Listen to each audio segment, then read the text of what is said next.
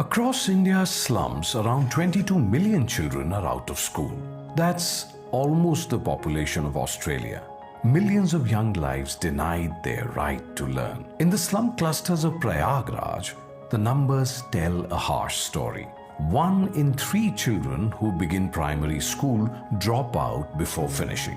And when a child loses school, they don't just lose textbooks. They lose choices, opportunities, and the chance to dream.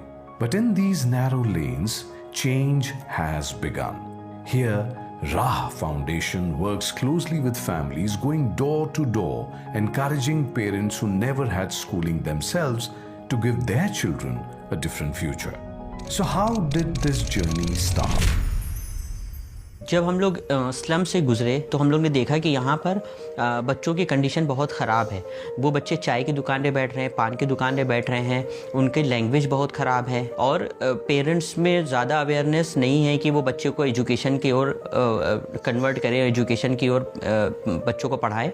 तो ये सब problems को देखते हुए राह फाउंडेशन ने एजुकेशन पे काम करने का निर्णय लिया और हम लोग ने फिर यहाँ पर एक सेंटर इस्टेब्लिश करने का प्लान किया। हम लोगों ने सबसे पहले ये देखा कि कौन से स्लम सभा को थे, तो हसन मंजिल एरिया एक हम लोग को समझ में आया क्योंकि हम लोग वहाँ पे पहले मेडिकल कैंप लगा चुके थे। उसके बाद हम लोगों ने क्या कि पेरेंट्स को कैसे जोड़ा जाए, तो हम लोगों ने एक फूड डिस्ट्रीब्यूशन का कॉन्सेप्ट रखा। तो उसमें करीब 100 से 150 पेरेंट्स आए जो कि वहाँ बैठे थे। मगर उसके बाद हम लोगों ने जैसे ही एजुकेशन की बात की तो बहुत से पेरेंट्स ऐसे थे जो उन्होंने सुनना भी गवार नहीं समझा और उन्होंने फिर वहाँ से उठ के जाने लगे। तो उन लोगों ने हमारे सामने सवाल किया कि अगर हम अपने बच्चों को जो है आपके सेंटर में पढ़ने भेजेंगे तो हमारे बच्चे जो है फिर कमाएंगे कैसे, हमारा घर कैसे चलेगा। तब हम लोग को ये हुआ कि हम लोग कहाँ पे मिस्टेक्स कर रहे हैं, जिसमें हम लोग प्रॉपर मैसेज कमिटी को एजुकेशन वाला नहीं दे पा रहे हैं। तो वो सब उस पर करने के बावजूद भी हम लोग ने फिर भी मीटिंग्स करना, रिलेशनशिप बिल्ड करना जारी रखा। फिर उसके काफ़ी दिनों बाद हम लोग तो ये करते थे कि सेंटर सिर्फ ओपन करते थे और बंद करते थे, कोई बच्चा नहीं आता था। लेकिन उम्मीद की किरण तब जागी जब हमारे पास 2 बच्चे स्टार्टिंग में आना शुरू हुआ। वो धीरे धीरे करके 15 बच्चे हो गए। तो वो हम लोग का टर्निंग पॉइंट था कि अब तब हमें एक उम्मीद जागी कि हम लोग सही डायरेक्शन पे काम कर रहे हैं।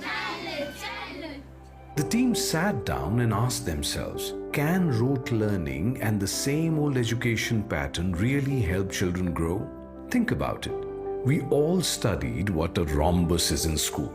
But have we ever actually used that diagram or formula in real life? And from here, a new model of education was born. तो राह फाउंडेशन का जो मॉडल है वो स्कूल के मॉडल से बिल्कुल अलग है। तो स्कूल में जो बच्चा तेज़ होता है उस पर ज़्यादा ध्यान दिया जाता है, जो शाई नेचर का होता है वो पीछे रह जाता है। तो हम लोग का जो मॉडल है, हम लोग पहले